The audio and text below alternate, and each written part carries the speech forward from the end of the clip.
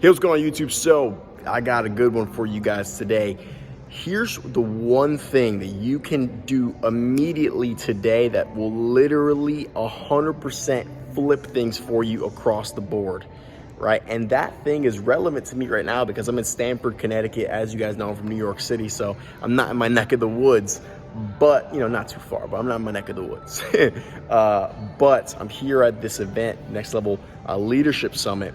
And what I'm doing here, one of the main reasons why I love being here and being affiliated with this company is because of the environment, right? There's a bunch of guys here that are ages, massive age, like leaps ahead of me in business, in their life, in their mindset, in their relationship, across the board, A to Z.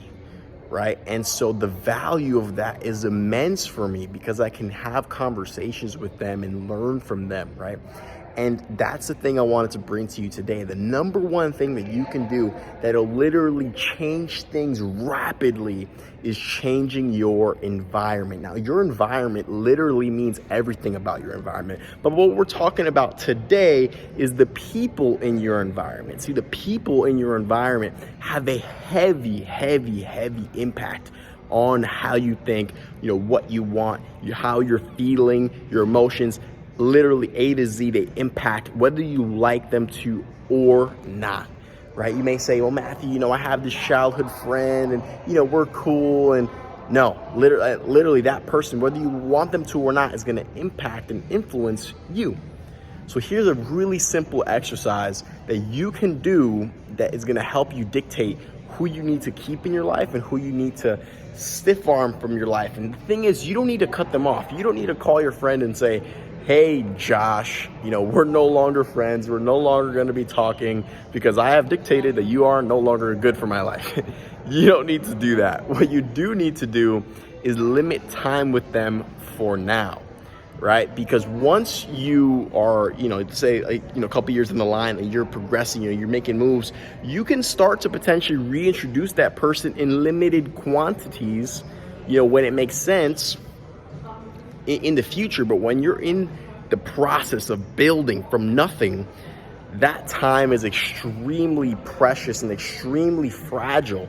You need to protect that with everything you have so that you can really make the most out of that pursuit, right? So here's a simple exercise you can do. Take a piece of paper, make a T-chart. Everyone's on a T-chart, right? Because I'm assuming you've been to elementary school.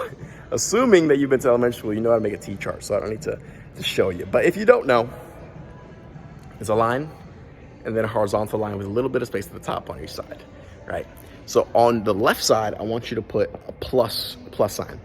On the right side, I want you to put a subtraction sign, right? So you got your plus and your minus.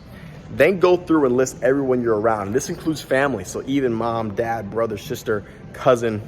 Write down everyone's name that you're currently around and who you're currently spending your time with, and write if they're a plus or they're a minus. And if there's anybody that you think to yourself, I don't know, are they they're a minus. Anything that has hesitation is a minus, right? So then go through that exercise, write down, are they a plus or are they a minus? Are they adding to my life? Are they inspiring me? Are they motivating me? Are they holding me accountable?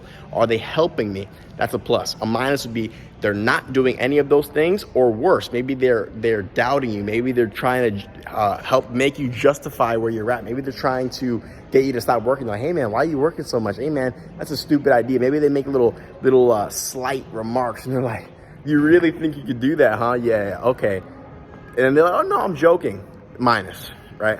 And you'll know, you know within your heart whether they're a plus or they're a minus. And some people, it's going to be hard. It's going to be very hard to accept the reality that they're going to be a minus. But it's what you have to do, because when you only are around those pluses, you're going to see everything flip immediately. They may be saying, well, Matthew, what if I don't have any pluses?